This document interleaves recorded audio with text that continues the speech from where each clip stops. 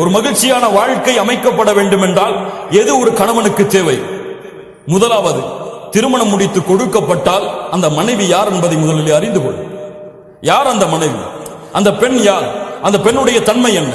அந்த பெண்ணுடைய நன்மை என்ன? அந்த பெண்ணிடத்தில் இருக்கக்கூடிய தீமை என்ன? அந்த பெண்ணுடைய நல்ல குணம் என்ன, கெட்ட குணம் என்ன? அந்த பெண் எதை விரும்புவாள், எதை விரும்ப மாட்டாள்? முதலில் அதை அறிந்து கொள். அதை படி. அந்த பெண்ணோடு வாழ்ந்து அதை படி.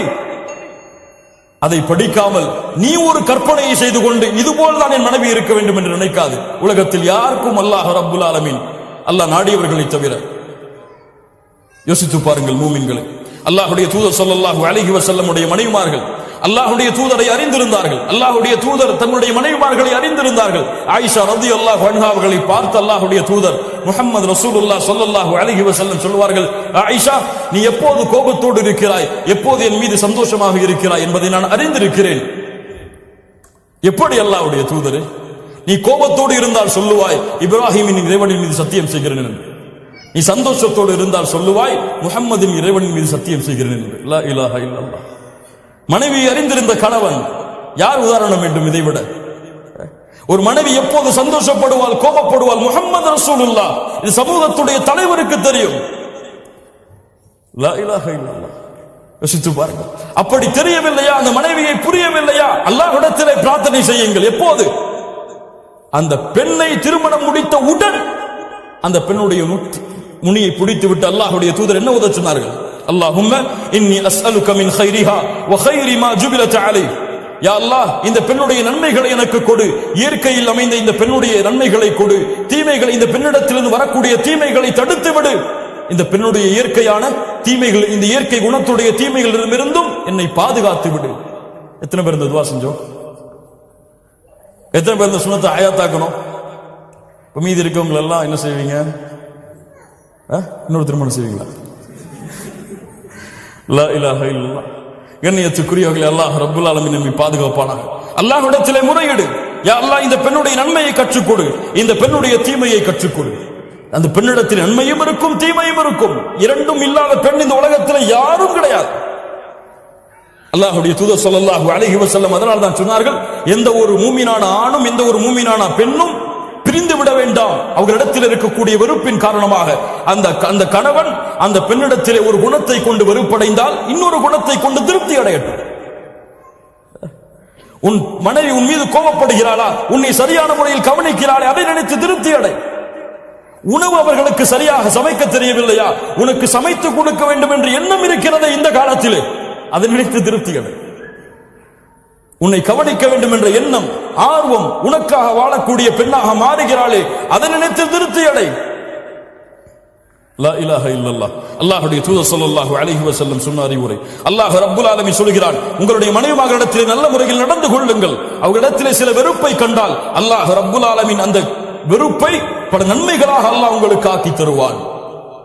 குர்ஆன் கொடுக்கக்கூடிய சான்று கண்ணியத்துக்குரியவர்களே. இரண்டாவது, உங்களுடைய மனைவி கிடைத்தால் உங்களுடைய மனைவியுடைய பொருத்தத்தை அடைவதற்காக வாழ முயற்சிக்காது. முடியாது. எந்த பெண்ணுடைய பொருத்தத்தையும் உலகத்தில் யாரும் அடைய முடியாது. நீங்க தங்கத்தை வாங்கி கொடுங்க, கோடி கோடியா கொட்டுங்க, அந்த பெண் உங்களை கொண்டு திருப்தி அடையவே மாட்டார். வேண்டும் வேண்டும் வேண்டும், என் கணவனுக்கு அது செய்யலையே தான் யோசிப்பா. அது பெண்ணுடைய இயற்கை குணம். எல்லாம் செஞ்சதை யோசிக்க மாட்டான். அப்ப என்ன செய்யணும்? அல்லாஹ்வை திருப்திப்படுத்த வேண்டும் என்று பெண்ணுக்கு கொடு. அல்லாஹ்வை திருப்திப்படுத்த வேண்டும் என்று ஒரு கவல உணவை உன்னுடைய பெண்ணுடைய மனைவியுடைய வாயில் ஊற்றி கொடு. ஊட்டு. அல்லாஹ்வை திருப்தி அடைய வேண்டும் என்பதற்காக உன்னுடைய பெண்ணை முத்தமிடு. அல்லாஹ் ரப்புல் ஆலமீன் அந்த பெண்ணுடைய திருப்தியை வாங்கி கொடுப்பான். நீ செல்ல வேண்டிய யாரிடத்தில் தான்? அல்லாஹ்விடத்தில். அல்லாஹ்விடத்திலே பொருத்தத்தை தேடி உன் மனைவி இடத்திலே நீ நடந்து கொள். அல்லாஹ் அதை பொருந்த வைப்பான். உன் மனைவியின் பொருத்தத்தை தேடி சென்றால் அந்த பெண் மரணமாகும் வரை அந்த பொருத்தத்தை உன்னால் அடைய முடியாது. மூன்றாவது, அந்த மனைவியிடத்திலே பேசும்பொழுது என்ன வார்த்தைகளை பேசுகிறோம் என்று யோசித்து பேசு. ஒரு பெண் வார்த்தைகளை கவனிப்பாள். ஒரு சின்ன வார்த்தையை ஏதோ கோபத்தில் சொல்லியிருப்பீங்க, அந்த வார்த்தையை அவர் இறுதி காலம் வரை ஞாபகம் வைத்து சொல்லிக்கொண்டே இருப்பாள். வார்த்தைகளை சரியாக பேசுங்கள். அல்லாஹ்வுடைய தூதர் ஸல்லல்லாஹு அலைஹி வஸல்லம் அவர்களுடைய முறை, அவர்களுடைய மனைவிமார்களுடைய உள்ளங்களை வார்த்தைகளால் காயப்படுத்த மாட்டார்கள். நான்காவது, எல்லா நேரத்திலும் அன்போடும் பாசமோடும் காதலோடும் ரொமான்ஸ் ஓடும் வாழ் ஹலால், ஹலால், ரொமான்ஸ் ஹலால், காதலிப்பது ஹலால். யாரை? கல்லூரியில் படிக்கும் பொழுது கல்லூரியில் படிக்கக்கூடிய வாலிப பெண்ணை அல்ல, ஹராம். அந்த பெண்ணோடு பேசுவதில்லை, அந்த பெண்ணோடு டேட்டிங் செய்வதில்லை, ஹலால், ஹராம். டேட்டிங் ஹலால் எப்போது? திருமணத்திற்கு பிறகு. சேட்டிங் ஹலால் எப்போது? திருமணத்திற்கு பிறகு, திருமண ஒப்பந்தம் நடந்ததற்கு பிறகு. அல்லாஹ்வுடைய தூதர் ஸல்லல்லாஹு அலைஹி வஸல்லமுடைய வாழ்க்கையை பாருங்கள். ஆயிஷா ரலியல்லாஹு அன்ஹா சொல்கிறார்கள், நானும் அல்லாஹ்வுடைய தூதரும் ஒரே பாத்திரத்திலே குளிப்போம். லா இலாஹ இல்லல்லாஹ். இருவரும் மாறி மாறி ஊற்றிக்கொண்டு குளிப்போம். எத்தனை பேர் நம்முடைய மனைவிமார்களோடு குளித்தவர்கள்?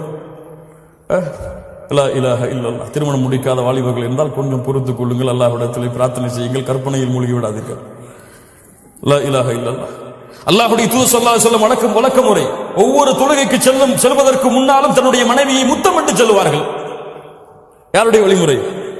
முஹம்மது ரசூலுல்லாஹ் ஸல்லல்லாஹு அலைஹி வஸல்லமுடைய வழிமுறை. தொழுகைக்கு செல்லும் பொழுது முத்தமிடுவார்கள் தன் மனைவியை.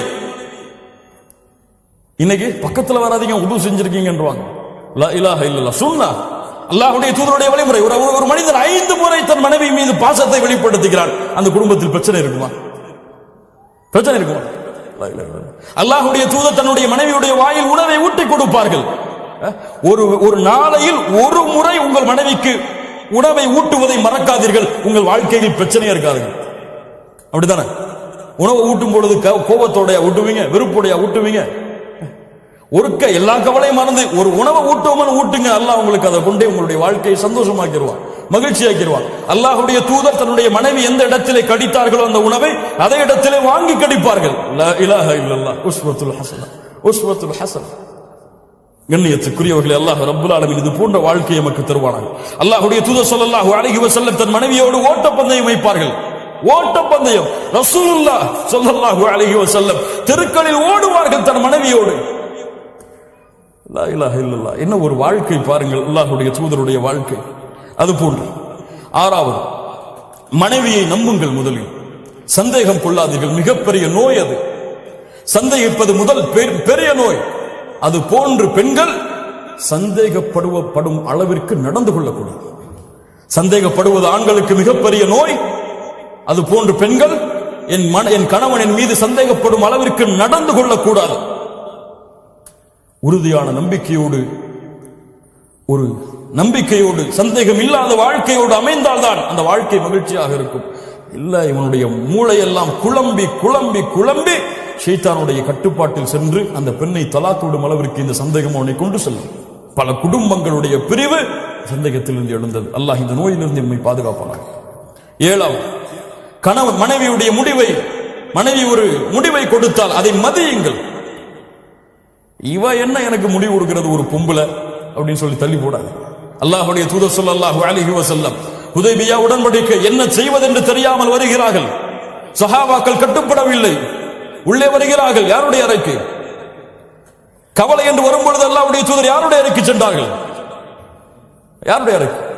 மனைவியின் அறைக்கு சென்றார்கள். லா இலாஹ இல்லல்லாஹ். இன்னைக்கு வீட்டுக்கு போனாதான் கவலை, வெளியே வந்தாதான் சந்தோஷம் இருக்கு இவனுக்கு.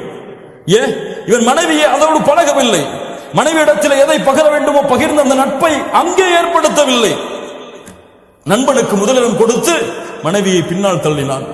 அல்லாஹ்வுடைய தூதர் ஸல்லல்லாஹு அலைஹி வஸல்லம் அந்த அறைக்குள் நுழைந்தவுடன் உம்மு ஸலமா ரலியல்லாஹு அன்ஹா சொல்கிறார்கள், அல்லாஹ்வுடைய தூதருடைய முகத்தில் இருந்த கவலையை நான் அறிந்து கொண்டேன். லா இலாஹ இல்லல்லாஹ். ஒரு கணவனுடைய முகம் உள்ளே வரும் பொழுது எப்படி இருக்கிறது, மனைவி பார்க்க வேண்டும், அதன்படி நடந்து கொள்ள வேண்டும். உள்ள வந்த உடனே எங்க ஜோயாலிகாஸ்ல ஒரு 10 பவுன் வாங்கிட்டு வந்துருமான்னு சொல்றீங்க, அவன் கோபத்தில் இருக்கும்போது என்ன ஆகும்? அல்லாஹ்வுடைய தூதர் ஸல்லல்லாஹு அலைஹி வஸல்லம் உம்மு ஸலமா ரலியல்லாஹு அன்ஹா கேட்டார்கள், அல்லாஹ்வுடைய தூதரை ஏன் இந்த கவலை, ஏன் இந்த கவலை? அல்லாஹ்வுடைய தூதர் சொன்னார்கள், என் தோழர்களுடைய வார்த்தைக்கு கட்டுப்படவில்லை, இப்படி நிகழ்ந்து விட்டது. உம்ராவை செய்யாமல் கொண்டு வந்த ஆடுகளை அறுத்து செல்ல வேண்டும் என்று கட்டளையிட்டேன், ஆனால் செயல்படுத்தவில்லை அவர்கள். அல்லாஹ்வுடைய தூதரை ஒன்றை சொல்லுகிறேன், நீங்கள் சென்று செயல்படுத்துங்கள், உங்களை பின்தொடரும் உங்கள் தோழர்கள். லா இலாஹ இல்லல்லாஹ். உம்மு ஸலமா ரலியல்லாஹு அன்ஹாவுடைய வார்த்தைக்கு கட்டுப்பட்டு அல்லாஹ்வுடைய தூதர் வெளியே சென்று தங்களுடைய தலையை மடித்தார்கள். உம்ராவுடைய கடமையை முடித்ததற்கு பதிலாக ஆடுகளை அறுத்தார்கள். சஹாபாக்கள் அதை பின்தொடர்ந்தார்கள். உம்மு சலமா இல்லையே எங்களுடைய மனைவிமார்கள் கேட்காதீங்க. லா இலாஹ இல்லல்லாஹ். கட்டுப்படுங்கள். அல்லாஹ் ரப்புல் ஆலமீன் அதன் செல்வத்தை பரக்கத்தை வைத்திருக்கிறான். 8வது, இந்நேரமும் பொறுமையை கையாளுங்கள் அல்லாஹ்விற்காக.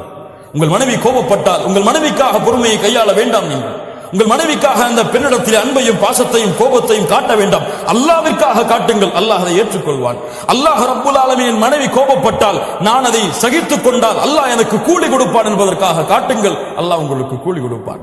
இதை கொண்டு அல்லாஹ் எங்களை சொர்க்கத்திலே ஒன்று சேர்ப்பான் என்று காட்டுங்கள். அல்லாஹ் அதை உங்களுக்கு சொர்க்கத்திலே ஒன்று சேர்ப்பான். 9வது, சதா நேரமும் உங்கள் குடும்பத்திற்காக பிரார்த்தனை செய்து கொண்டிருங்கள். இப்ராஹிம் அலைஹிஸ்ஸலாம் அல்லாஹ்விடத்திலே பிரார்த்தனை செய்தார்கள். ரப்பி ஜஅல்னி முகீமஸ் ஸலாத் வ மின் ذُرِّيَّتِي. யா அல்லாஹ், என்னையும் என்னுடைய வாரிசுகளையும் தொழுகை நிறைவேற்றக்கூடியவர்களாக ஆக்கி வை. இன்று பிள்ளை தொழுவான், கணவன் தொழமாட்டான், கணவன் தொழுவான், மனைவி தொழமாட்டாள். இதுவெல்லாம் முஸ்லிம் குடும்பமே கிடையாது. கணவன் தொழுது மனைவி தொழவில்லை என்றால் இது முஸ்லிம் குடும்பம் கிடையாது. வேண்டும் என்று கணவன் தொழுகையை விட்டால் அவன் காஃபிர். லா இலாஹ இல்லல்லாஹ். அல்லாஹ் பாதுகாப்பாடாக. வேண்டும் என்று விட்டால், மறதியிலே தவறியிலே விட்டால் அவர் அது பாவம். அது தௌபாவின் மூலமாக நிறைவேற்றப்பட வேண்டும். தொழுகை இல்லாத கணவர்கள் இந்த தொழுகையுடைய மனைவிகளுக்கு கொடுக்கப்பட்டிருக்கிறது பெற்றோர்களால். பிள்ளைகள் தொழாமல் இருக்கிறார்கள். கவலை இல்லாமல் முஸ்லிம் பெண்களான ஆண்களும் பெண்களும் வாழ்கிறார்கள். இந்த வயசுலயே காலையில் 4 மணிக்கு எழுஞ்சி இவன் பணியில போய் தொழுகணுமா? 10th எக்ஸாம் இருக்கு, இவெல்லாம் தொழுக போனா என்ன ஆகும்? பரிச்சை குழந்தை போயிருமே. லா இலாஹ இல்லல்லாஹ். உங்களுடைய பிள்ளைக்கு உலகத்தை காட்டி வளர்க்கிறீர்களா? உங்களுடைய பிள்ளைக்கு உலகம் மட்டும் போதும் என்று மறுமையை மறக்க வைக்கிறீர்களா? அல்லாஹு அக்பர், அல்லாஹ் மிகப்பெரியவன் இல்லை, உங்களுடைய 10th எக்ஸாமும் 12th எக்ஸாமும் தான் மிகப்பெரியது என்பது உங்களுடைய பிள்ளைக்கு நீங்கள் கற்றுக் கொடுக்கிறீர்களா? இந்த பிள்ளை எதை நோக்கி செல்லும் வளர்ந்ததற்கு பிறகு? துஆ செய்யுங்கள் உங்களுடைய குடும்பத்திற்காக. யா அய்யுஹல்லதீன ஆமனூ, ஈமான் கொண்டவர்களே, கூ அன்ஃபுஸக்கும் வ அஹ்லீக்கும் நாரா, உங்களையும் உங்கள் குடும்பத்தார்களையும் ஈமான் கொண்டவர்களே நரக நெருப்பிலிருந்து பாதுகாருங்கள். கடமை.